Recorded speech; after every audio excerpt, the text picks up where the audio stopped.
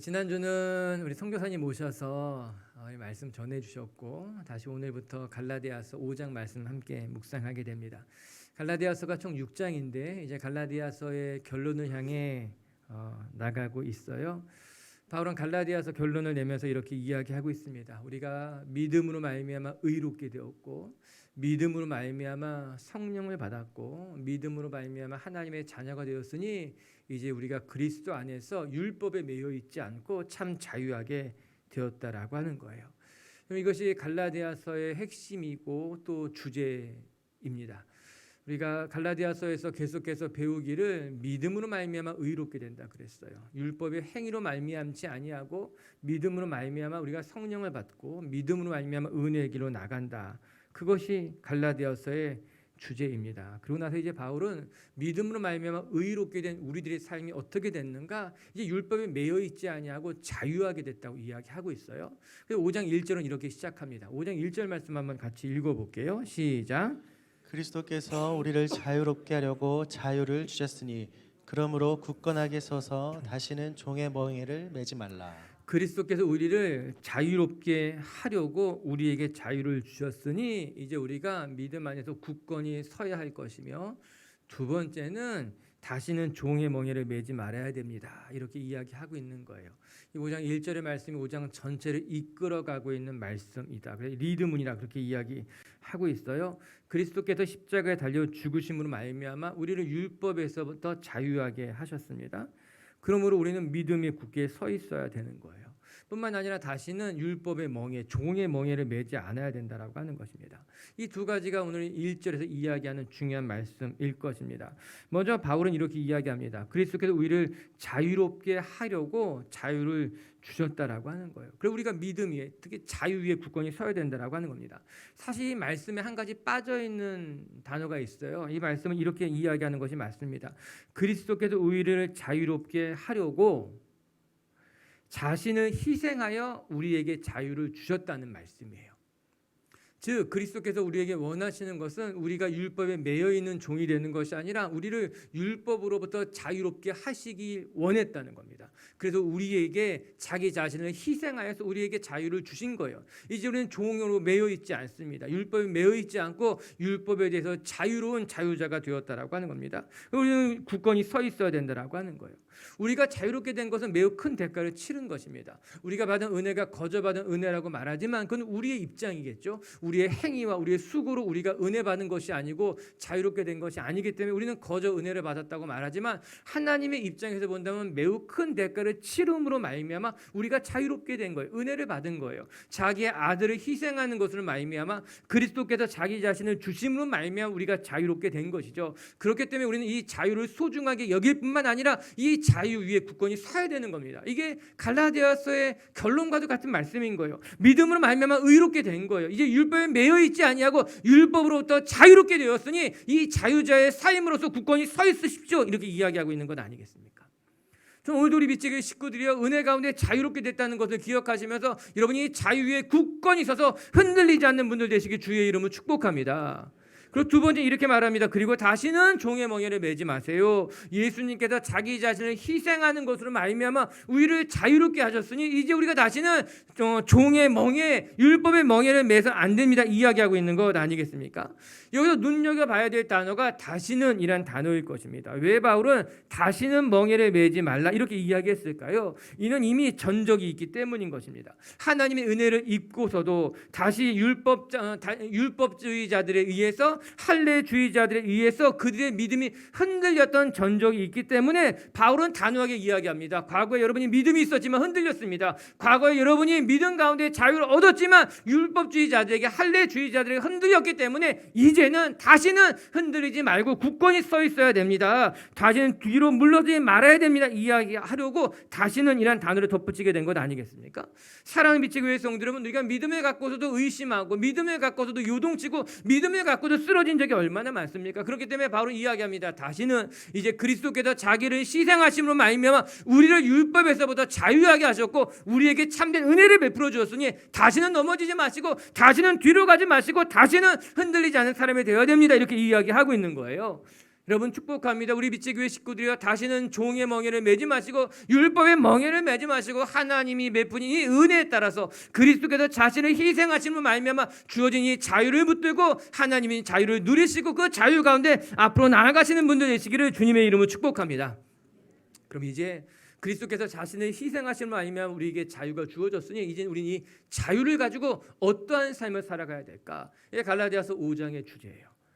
오늘도 묵상하게 되고 또 다음 주도 같이 한번 더 묵상하게 될 것이에요. 바로 먼저 이렇게 이야기하고 있습니다. 첫 번째, 그리스도께서 우리를 자유하게 하시려고 자유를 주었으니 이 자유로 우리 육체를 위해 살지 마자. 이렇게 이야기합니다. 하나님이 주신 이 자유를 가지고 우리 육체를 만족시킨 일을 살아가지 맙시다. 우리 13절의 말씀 같이 한번 읽어보겠습니다. 13절 시작. 형제들아 너희가 자유를 위하여 부르심을 입었으나 그러나 그 자유로 육체의 기회를 삼지 말고 오직 사랑으로 서로 종 노릇하라. 자유로 육체의 기회를 삼지 말고 바울이 단호하게 말하고 있습니다.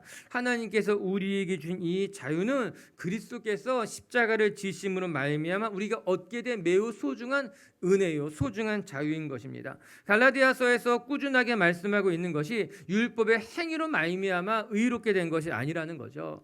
우리가 하나님의 은혜를 얻은 것, 우리가 의롭게 된 것, 우리가 하나님의 자녀가 된 것은 우리의 행위로 말미암은 것이 아니라 그리스도의 희생으로 말미암은 것이니 이제 우리가 이 하나님의 은혜를 깨달은 자들로서 우리의 육체를 위해 살아갈 것이 아니라 육체를 만족시키기 위해 살아갈 것이 아니라 하나님의 영광을 위해 살아가야 된다는 거예요. 이제 우리는 자유하게 되었으니 우리는 할례를 받아도 되고 할례를 받지 않아도 됩니다. 우상에게 바쳐진 음식이라 하여도 우리는 그거를 먹을 수도 있고 먹지 않을 수도 있습니다. 심지어 바울이 디모데에게 보낸 편지에서 고백하기를 하나님께서 지으신 모든 것이 선함에 감사함으로 받는다면 버릴 것이 없습니다. 이렇게까지 말하고 있는 것 아니겠습니까? 이것이 예수 믿는 사람들에게 주어진 참된 자유라고 하는 거예요. 여러분, 우리는 먹을 수도 있고요, 먹지 않을 수도 있어요. 우리는 할 수도 있고요, 하지 않을 수 있는 거예요. 그리스도께서 십자가에 달려 죽으시는 것으로 말미암아 우리에게 주어진 너무나 놀라운 축복이고 너무나 큰 자유, 우리에게 허락된 너무나 큰 은혜라고 하는 거예요. 그러나 여기서 우리가 분명히 알아야 될 것은 하나님께서 우리에게 준 이 자유는 방종을 위한 자유가 아니라고 하는 거예요.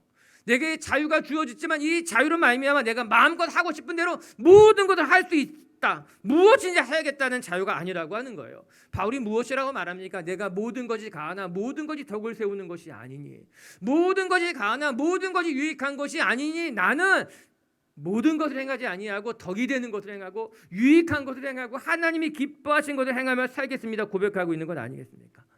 이게 바울이 오늘 갈라디아서에서 무엇이라 말하는가? 하나님께서 우리를 자유하게 하셨으니 이 자유를 가지고 육체의 기회를 삼는 것이 아니라 이 자유를 가지고 내 육신을 만족시키며 살 것이 아니라고 이야기하고 있는 거예요. 바울이 갈라디아서에서 이 결론을 이야기하며 매우 중요한 말씀을 하고 있는 겁니다. 이제 우리가 율법으로부터 자유하게 되었어요. 바울이 강조하고 있죠. 그렇다고 해서 우리가 마음대로 살아가도 되느냐? 그렇지 않다라고 하는 겁니다. 율법을 폐할 수 있느냐? 그렇지 않다라고 하는 거예요. 우리 하나님의 은혜를 얻었다면, 예수 그리스도의 희생으로 말미암아 우리가 참된 자유를 얻었다면 이 자유를 가지고 내 육체를 위해서 살 것이 아니라 하나님의 영광을 위해 살아가야 됩니다. 이야기하고 있는 것입니다. 우리가 이 13절의 말씀을요, 우리말 성경을 통해서 보면요 더 정확하게 이 뜻을 알 수 있습니다. 우리 우리말 성경을 한번 같이 읽어볼게요. 시작. 형제들이여 하나님은 여러분을 부르셔서 자유하게 하셨습니다. 그러나 그 자유를 육체의 만족을 위한 기회로 삼지 말고 도리어 사랑으로 서로 종노릇 하십시오. 여러분, 그리스도께서 우리를 자유하게 하시려고 예수님께서는 우리가 자유한 삶을 살기를 원하신 거예요. 무엇인가 매어 사는 것이 아니라, 율법에 매어 사는 것이 아니라 하나님의 백성으로서 우리가 하나님의 은혜를 마음껏 누리며 자유하게 사는 것을 원하셨던 것이 그리스도의 마음이고 하나님의 뜻이었다라고 하는 겁니다. 그런데 그 자유를 가지고 자유를 육체의 만족을 위해 기회를 위해 삼지 말고 이렇게 이야기합니다. 이 자유를 내 육체의 만족을 위한 기회로 삼지 마십시오. 너무나 정확한 말씀이지 않습니까? 하나님이 주시는 이 자유로 내 육체의 만족을 위해 살아가지 마십시오. 내 육체를 즐기기 위해 사는 것은 옳지 않습니다. 이 이야기하고 있는 것입니다. 저는 여러분에게 허락된 이 은혜, 우리에게 허락된 이 자유가 나의 육체를 만족시키는 자유가 되는 것이 아니라 하나님의 영광을 위해 살아가는 자유가 되시고, 그것 때문에 내가 때로는 절제하게 하기도 하고 참기도 할 줄 아는 성숙한 성도님들이 되시길 주님의 이름을 축복합니다. 말씀을 좀 더 넓혀서 생각해 본다면 하나님께서 우리에게 주신 것이 자유뿐만이 아니에요. 은혜도 있고요, 건강도 있고요, 시간도 있고요, 재물도 있고요. 하나님께서 우리에게 허락하신 은혜는 너무나 많지 않습니까? 그런데 그 모든 것을 나만을 위한, 나의 육체만을 위한 것으로 사용하지 마시고 하나님의 영광을 위해 살아가세요. 그것이 옳은 방법입니다. 이야기하고 있는 것 아니겠습니까? 하나님께서 우리에게 아름다운 열매를 맺게 하시기 위해서 우리에게 자유를 주신 거예요. 우리의 삶에 선한 열매를 맺게 하기 위해서 우리에게 은혜를 주시고 건강을 주시고 시간을 주시고 사람들을 보내주신 것 아니겠습니까? 뿐만 아니라 이것은 우리가 거저 얻은 것이 아니에요. 우리가 자유를 얻었어요. 우리가 은혜를 누리는데 이것을 거저 얻은 것이 아니라 예수 그리스도께서 자신을 희생하심으로 말미암아 우리가 자유롭게 된 거예요. 은혜를 받게 된 거예요. 그렇기 때문에 이것은 매우나 값진 거예요. 이 값진 것을 나의 육체를 위해서 사용한다면 그것은 참 옳지 않은 일, 하나님께서 기뻐하시지 않는 일이라고 말할 수 있는 것 아니겠습니까? 우리가 받은 이 은혜를, 이 자유를 어떻게 사용하는가가 중요한 일이라고 하는 겁니다. 흔히 그렇게 말하죠. 이 칼이 강도의 손에서는 사람을 해야 하는데 사용되지만 명의의 손에 들려지게 되면은 죽은 사람도 살리고 병든 자를 고치는데 사용된다는 겁니다. 어디 칼뿐이겠습니까? 우리에게 주어진 재물도 그렇지 않습니까? 선한 사람이 재물을 모으게 되면은 그 재물을 말미암아 많은 사람들이 유익을 얻게 됩니다. 그러나 이 재물이 악한 자들 손에 들어가게 되면 오히려 그 재물을 통해서 많은 사람들이 다치게 되고 만악의 근본이 되는 것 아니겠습니까? 어디 그것이 재물뿐이겠습니까? 칼이 되었던 재물이 되었던 시간이 되었던 건강이 되었던 그 모든 것 다 누구 손에 사용되는가에 따라서 전혀 다른 열매를 맺게 된다라고 하는 것이죠. 누구 손에 들렸는가에 따라 달라지게 된다라고 하는 거예요. 하나님께서 오늘 우리에게 말씀하고 계신 겁니다. 이제 우리가 은혜를 입은 자들로서 하나님의 복을 누리는 자들로서 하나님이 주신 이 자유를 나의 육체를 만족시키는 기회로 삼지 마시고 내 육체를 위한 것으로 삼지 마시고 오히려 더 선하고 아름다운 일에 사용되는 것, 그것이 하나님이 우리에게 자유를 주신 이유이고 우리가 살아가야 되는 삶의 목적이고 방향이 된다라고 하는 거예요. 여러분, 결국에는 열매를 보면 알게 됩니다. 우리가 맺은 그 열매가 육체의 열매인지 아니면 성령의 열매인지 그것을 보고 그 사람의 믿음도 알게 되고요, 그 사람의 삶도 들여다보게 되는 것 아니겠습니까? 아무리 그가 말을 잘한다 할지라도, 아무리 그가 뭐 어떻게 이야기한다 할지라도 결국에 그가 맺은 열매가 육신의 열매라면 그의 삶은 육신을 위해 살아간 것이고 그에게 베풀어 주신 은혜와 그가 누리게 될 그 모든 자유는 육신을 위해 사용되게 된 것 아니겠습니까? 하나님을 기쁘시게 하는 열매가 될 수 없다라고 하는 거예요. 우리는 오늘 이제 가을을 맞이하면서 우리 자신의 열매 돌아봐야 되는 거예요. 내 삶에 어떠한 열매가 맺혔는가? 우리 사랑하는 미체교회 성도 여러분, 그리스도께서 우리를 자유하게 하시려고 자신을 희생해서 자유를 주신 거예요. 이 자유가 나만을 위한 자유, 내 육체의 만족을 위한 자유로 사용되지 마시고 하나님을 바라보며 하나님을 위해 쓰일 수 있는 우리 빛의 교회 성도님들의 삶이 되시고 인생이 되시기를 주의 이름으로 축복합니다. 두 번째, 그래서 우리는 이 육체를 가지고 어떻게 살아가야 되는가, 이 자유를 가지고 어떻게 살아가야 되는가, 서로 사랑으로 종노릇해야 됩니다. 이렇게 말하고 있어요. 13절의 말씀은 오늘 사실 짧은 구절인데 다 암송해도 좋을 것만 같은 말씀이에요. 13절 다시 한번 읽어볼게요. 13절 시작. 형제들아, 너희가 자유를 위하여 부르심을 입었으나 그러나 그 자유로 육체의 기회를 삼지 말고 오직 사랑으로 서로 종노릇하라. 우리에게 참된 자유가 주어졌으니 이 자유를 통해서 사랑으로 서로 종노릇하십시오. 이렇게 나옵니다. 13절에 나오는 이 자유라는 단어하고 이 종이라고 하는 단어는 서로 상반되는 개념일 것입니다. 아주 유능한 종이 있다고 하면 생각해 보시기 바랍니다. 그가 참 유능해서 지혜와 지식이 있고 기술도 있고 힘도 있었어요. 그 종이 주인에게 매우 유익한 종이었습니다. 주인이 시키는 일이라면 무엇이든지 감당할 만한 사람이었어요. 머리도 좋고 지식도 있고 기술도 있고 힘도 세고 할 줄 아는 것도 많아서 그 동네에서는 최고의 모습이라고, 정말 대단한 종이라고 칭찬을 듣고 있었던 사람입니다. 이렇게 못하는 것이 하나도 없었던 이 종, 아마 이 주인에게는 큰 힘이고 유익이 있을 것입니다. 그런데 이 종이 지식도 있고 지혜도 있고 기술도 있고 모든 것을 다 가졌다 하여도 한 가지를 갖고 있지 못합니다. 무엇이 없는가? 그 종에게는 자유가 없었던 거예요. 그가 아무리 대단한 사람이라 하여도 그는 단지 주인의 종으로서 주인이 시키는 일만 할 수 있는 것 아니겠습니까? 스스로 종의 멍에를 벗을 수가 없습니다. 한마디로 말한다면 모든 것을 다 가지고 있다 하여도 자유만은 갖지 못한 것이 그 본질적으로 종이라고 하는 거예요. 그래서 자유와 종은 서로 양립할 수가 없습니다. 자유가 있는 사람은 종이라 부르지 않습니다.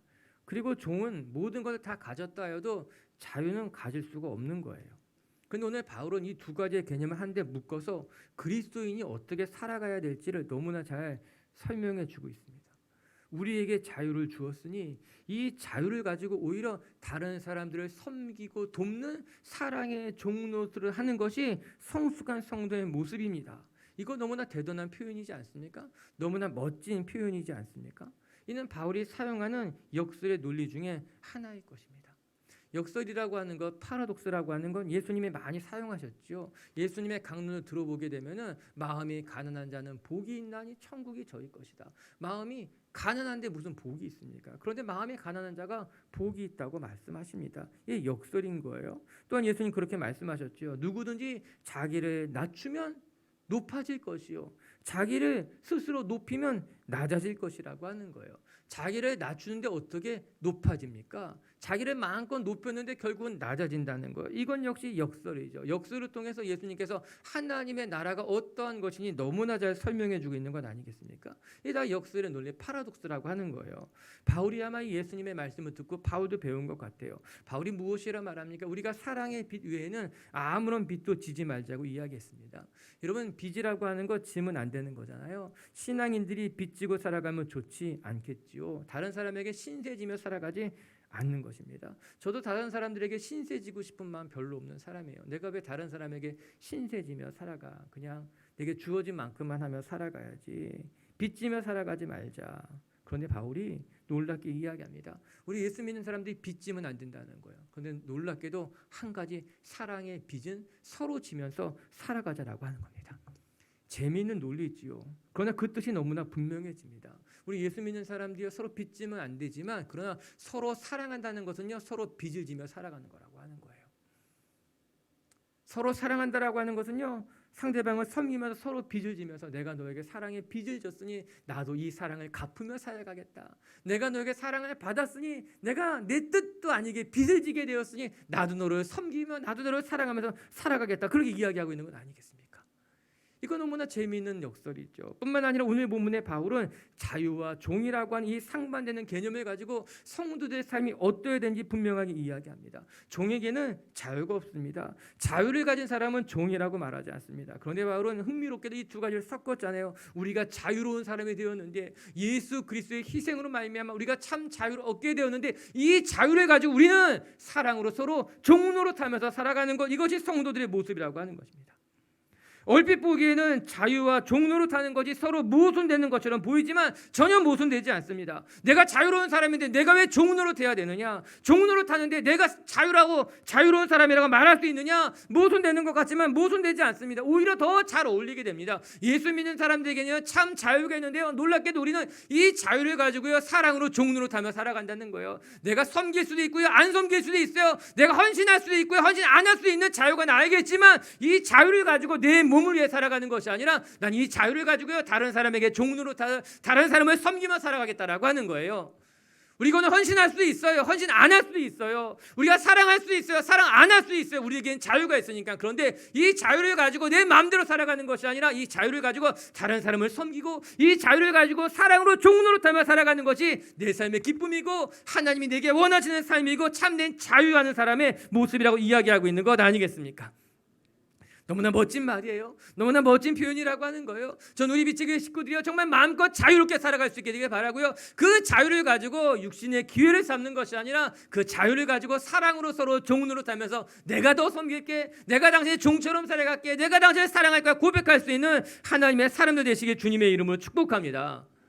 옆에 사람 바라보면서 이야기합시다. 내가 종처럼. 여기까지만 이야기합시다.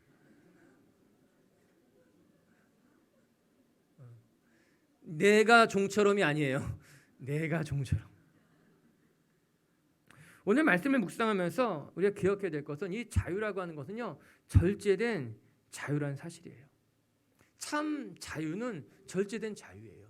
참 사랑은 절제된 사랑이에요. 우리가 착각하기 쉬운 것이요, 자유라고 말하면요, 무엇이든지 할 수 있다고 생각하고 내 마음대로 살아가는 것이라고 생각하지만 그렇지 않습니다. 참된 자유는요, 스스로 절제할 때 그 자유가 빛이 나는 거예요.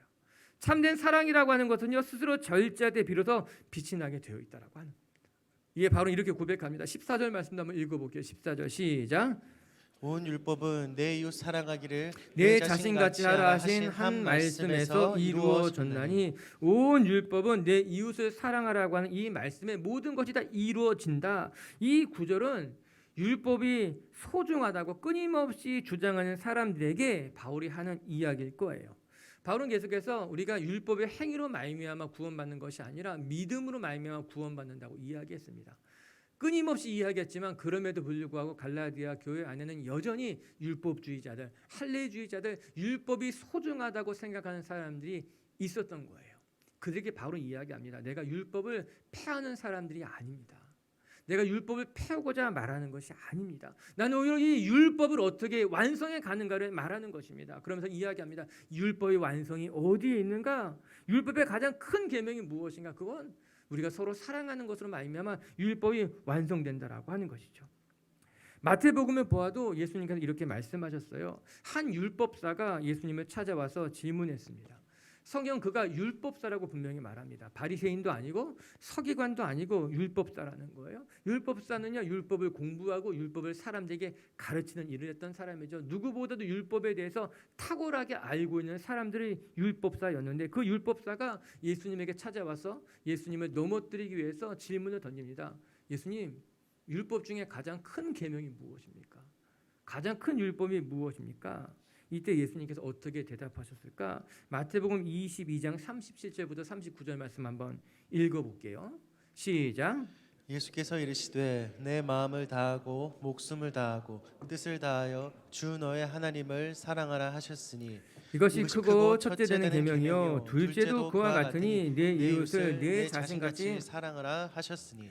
율법 중에 무엇이 제일 큰 율법입니까? 묻는 그 율법사에게 예수님은 분명히 말씀하십니다. 내가 마음을 다하고 뜻을 다하고 목숨을 다해서 하나님을 사랑하는 것이 가장 큰 계명이라는 거예요.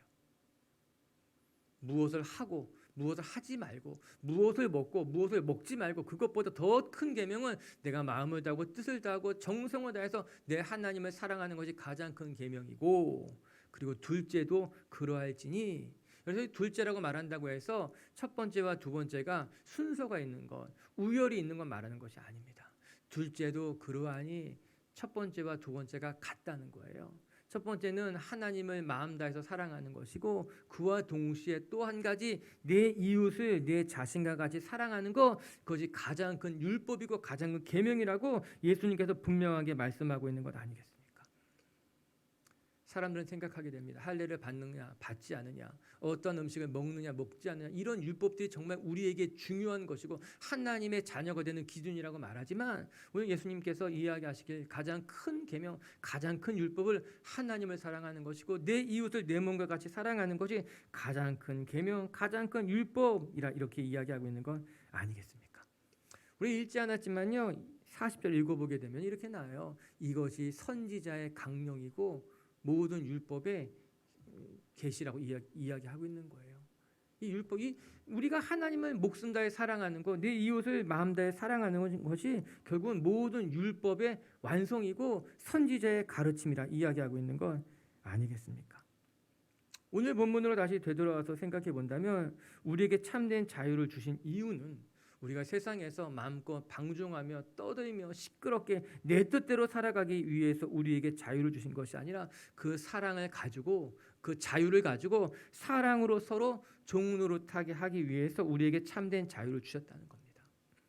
우리 미치교회 식구들이 억지로 마지못해서 사랑하고 섬기고 헌신하는 것이 아니라, 하나님이 주신 이 자유를 가지고 자발적이고 의지적이고 진실한 마음으로 서로 헌신하고 서로 섬기고 서로 사랑하는 것으로 말미암아 서로에게 종노릇하게 하기 위해서 하나님은 우리를 율법으로부터 자유하게 하시고 은혜를 베푸신다. 그렇게 서로가 서로를 사랑할 때, 서로가 서로에게 섬기며 종노릇할 때 비로소 모든 율법이 완성된다라고 하는 겁니다. 오늘도 저는 우리 빛의 교회 가운데 이 하나님의 나라가 완성되기를 소망합니다. 스스로 자기를 높이고 내가 더 낫다 이야기하는 것이 아니라 우리가 서로가 서로를 높이며 나를 낮추고 서로가 서로에게 종노릇하는 것으로 말미암아 우리 가운데 정말 성숙한 공동체의 모습, 서로가 서로를 섬기는 아름다운 모습이 있는 성도들이 되시고 그런 공동체가 되시기를 주님의 이름으로 축복합니다. 세 번째, 끝으로 한 가지만 더 같이 살펴볼 것은, 끝으로 보면 우리가 서로 사랑하되 만약 우리가 서로 사랑하지 못하고 서로가 서로를 물고 뜯게 된다면 우리가 함께 멸망하게 된다는 것을 잊지 말라는 말로 오늘 본문을 마무리하고 있습니다. 어떻게 보면 바울의 경고이겠지요. 15절 말씀 같이 읽어보겠습니다. 시작. 만일 서로 물고 먹으면 피차 멸망할까 조심하라. 너희가 서로 물고 먹으면, 우리말 성경으로 보게 되면 그 뜻이 좀 더 선명한데, 너희가 서로 물어 뜯고 삼키면 함께 멸망할 것이다, 이렇게 번역하고 있습니다. 우리가 하나님께서 베푸신 이 자유를 가지고 서로 종노릇하지 아니하고 오히려 서로의 허물을 들춰내고 그렇게 서로를 물고 뜯고 하면 함께 멸망할 수밖에 없다. 이것을 기억해라, 조심해라, 이렇게 말씀하고 있는 것 아니겠습니까? 우리가 참 쉽게 착각하게 되는 것이, 내가 상대방을 깔아내려야지만, 낮추어야지만 비교적으로 내가 올라가서 내가 더 높아진다고 생각하게 되는 것. 왜 우리가 이런 생각을 갖게 되었는지, 왜 이 사회에 이런 생각이 뿌리 깊게 자리 잡았는지는 정확하게 잘 모르겠지만 우리 마음속에 우리가 서로 비교하면서 자꾸 살아가게 되는 거예요. 그러다 보니까 자꾸 다른 사람들을 낮추고 깎아내려야지만 내가 좀 부각되고 내가 좀 드러나고 그래야지만 뭔가 내가 더 나아 보일 것이라는 생각을 하게 되는 것만 같더라고요. 사실은 그렇지 않은데 왜 우리가 이런 생각을 하게 되었을까? 사랑하는 빛의 교회 성도 여러분, 우리의 삶은 서로 다 다른 삶이에요. 우리가 서로가 서로를 높여주어야지 우리가 함께 높아지는 건데 왜 자꾸 상대방을 낮추는 것으로 나를 높이려고 할까? 상대방을 끌어내리는 것으로 내가 살려고 하는 것일까? 이런 생각을 해보게 되죠. 지난주 휴가였잖아요. 휴가 때 운동을 해야겠는데 싶어서 수영장을 몇 번 다녀왔습니다. 제가 수영을 썩 잘하는 것이 아니라서 늘 갈 때마다 낯설고 어렵고 자꾸 이제 물에 뜨려고 하다 보니까 몸에 힘이 들어가서 물을 자꾸 이제 내려서 올라가게 돼요. 초보자들의 특징인 거예요. 이렇게 자꾸 물을 안 빠지려고 내려서 내 몸을 띄우는 거죠. 이제 뭐 좀 이렇게 그렇게 되는 것처럼 보여지지만 사실 물에 뜨기 위해서는 물을 누르는 것이 아니라 몸의 힘을 빼는 것으로 말미암아 물에 뜨게 되는 겁니다. 그게 잘 뜻대로 되지 않으니까는 수영장 가서 물이랑 한참 싸우다가 옵니다. 운동을 해가지고 내 몸이 힘든 것인지 아니면 물과 싸우다가 와서 내 몸이 힘든 것인지 하면 수영하고 나면 몸이 지쳐 있어요. 이런 물을 누른다고 해서 내 몸이 뜨지 않습니다. 내 몸이 뜨는 것은 물 위에서 내 몸의 힘을 뺄 때 비로소 물과 함께 떠 있게 되고 몸이 앞으로 잘 나가게 되는 것 아니겠습니까? 우리의 삶도 그렇습니다. 우리가 다른 사람들을 내리 눌러야지만 내가 좀 더 나아 보이고 내가 좀 더 잘 되는 것처럼 느껴질지 모르지만 그렇지 않습니다. 우리는 다른 사람들과 함께 내 삶에 힘을 빼고 함께 동반할 때, 함께 걸어갈 때 우리는 같이 함께 살아가는 공동체를 만들어갈 수 있게 되는 것 아니겠습니까? 아마도 이 사회는 끊임없이 우리에게 경쟁을 가르치는 것만 같아요. 경쟁 속에 살아나야지 너만 살 수 있다. 같이 살 수 있는 방법은 없기 때문에 너만이라도 살려면 애를 쓰고 수고해야 된다. 그렇게 이야기하고 있는 것만 같은 거예요. 그러나 그렇지 않습니다. 다른 사람을 물고 뜯어야지만 내 삶이 나아지느냐? 그렇지 않아요. 잠언서 기자는 우리에게 이런 지혜를 가르쳐주고 있어요. 잠언서 말씀 한번 같이 읽어볼까요? 잠언 10장 12절 말씀이에요. 시작. 미움은 다툼을 일으켜도 사랑은 모든 허물을 가리느니라. 미움은 다툼을 일으킨다는 거예요. 그뿐만 아니라 사랑은 모든 허물을 가리우게 된다라고 하는 것입니다. 전 이 말씀을 드렸을 때는 사랑이 많은 사람은 허물이 있는 사람들을 이렇게 가리워준다고 생각했어요. 그렇죠. 사랑이 많은 사람은 그 사랑으로 다른 사람의 허물을 가리워주는구나. 그런데 이 말씀을 계속해서 묵상해 가면서 또 공동체 생활 속에서 내가 배워가는 것은 사랑이 많은 사람이 허물이 많은 사람을 가리워주고 덮어주는 것이 아니라 이 사랑이라고 하는 것이 공동체 안에 있게 되면은 그것이 서로가 서로의 허물을 없어지게 만들어준다는 거예요. 이 공동체 안에 있는 이 사랑으로 말미암아 내 안에 있는 허물이 들추어지지 않게 되고 사라지게 된다는 거예요. 어떤 공동체가 건강한 공동체고 어떤 공동체가 건강하지 못한 공동체일까? 그 공동체에 가면은 나의 약점이 자꾸만 드러나게 되고 나의 허물이 자꾸만 드러나게 되면 그 공동체는 건강하지 못한 공동체라고 말할 수 있을 거예요. 반면에 건강한 공동체는요, 허물이 있는 사람이 그 공동체에 들어가도 그 사람의 허물이 부각되지 않습니다. 그 사람의 허물이 들춰지지 않게 됩니다. 그로 말미암아 허물 많은 사람, 실수 많은 사람인데 그곳에 가면은 실수가 실수처럼 느껴지지 않는 거예요. 허물이 허물처럼 느껴지지 않는 말미암아 그 안에 공동체가 그 허물을 가려지게 되는 거죠. 허물 없는 사람이 되게 되는 거예요. 전 우리 공동체 안에 정말 성숙한 사람이 몇 명 있고 사랑이 많은 사람이 몇 명 있어. 그 몇 명이 허물 많은 사람들의 허물들을 가려주는 공동체가 되기보다는 우리 공동체가 사랑이 많은 공동체가 되어서 이 공동체 안에 들어오게 되면 그냥 허물이 가려지고 허물이 덮어지고 허물이 많은 사람이라 할지라도 그냥 허물이 없는 사람처럼 살아갈 수 있게 되기를 주님의 이름으로 축복합니다. 이것이 잠언이 말하는 지혜인 거예요. 사랑은 허물이 드러나지 않게 그 허물을 가려준다는 거죠. 허물 많은 사람이라 할지라도 그 공동체 안에 들어가게 되면은 사람들이 그 허물을 덮어주게 된다는 것 아니겠습니까? 할렐루야. 전 우리가 서로가 서로의 허물을 들추어내고 그것을 주목하고 그것 때문에 서로에게 상처를 주는 공동체가 아니라 어떤 허물이라도 그 허물을 주목하지 않고 그 허물을 가려주는 것으로 말미암아 우리 모두가 행복한 공동체로 나갈 수 있게 되길 주님의 이름으로 축복합니다. 이 갈라디아서의 말씀을 읽어보면서 중요한 키워드를 꼽아보라 본다면 아마 믿음, 또 성령, 의롭게 됨 이런 단어가 중요한 단어일 거예요. 그런데 그 단어 못지않게 또 하나 중요한 단어가 오늘 우리가 묵상하고 있는 자유라고 하는 단어인 거예요. 무려 10번 이상이나 바울이 계속해서 반복하고 있는 단어입니다. 그리스도께서 우리를 자유하게 하기 위해서 십자가를 지시고 저주를 감당했다는 거예요. 우리가 믿음으로 말미암아 율법에서 자유롭게 되었다고 끊임없이 이야기하고 있는 것 아닙니까? 이 자유로 말미암아 우리가 서로가 종노릇해야 되는 걸 이야기하고 있는 것 아니겠습니까? 결국 이 갈라디아서가 이야기해주고 있는 것은 믿음으로 말미암아 이제 우리가 의롭게 됐다는 거예요. 이 말이 무슨 말인가 하면 이제 우리가 율법에서 자유한 사람이 됐다는 겁니다. 그리고 이 자유를 가지고 우리 어떠한 삶을 살아가야 될 것이냐, 이것이 갈라디아서의 결론처럼 오늘과 다음 주에 말할 이야기라고 하는 거예요. 이제 우리가 그리스도 안에서 참 자유가 되었으니 이 자유를 가지고 상대방의 허물을 물어뜯는 자들이 되는 것이 아니라 이 자유를 가지고 서로의 허물을 덮어주고 이 자유를 가지고 서로에게 종로로 타는 것으로 말미암아 하나님이 기뻐하시는 공동체를 만들어가는 것이 하나님께서 우리에게 자유를 주신 목적, 우리를 믿음으로 의롭게 하시는 이유가 된다고 말씀하고 있는 것이에요. 오늘 우리 미치게 식구들이 서로의 허물을 바라보며 그 허물을 들추어내고 서로 물고 뜯으면서 살아가는 공동체가 아니라 허물 없는 사람이 누가 있겠습니까?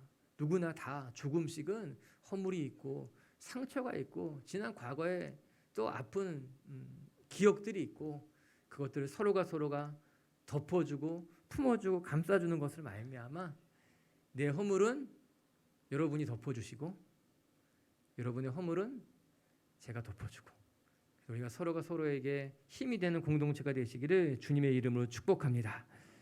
말씀을 정리합시다. 오늘 이제 갈라디아서 주제 결론에 이르면서 바울은 이렇게 이야기합니다.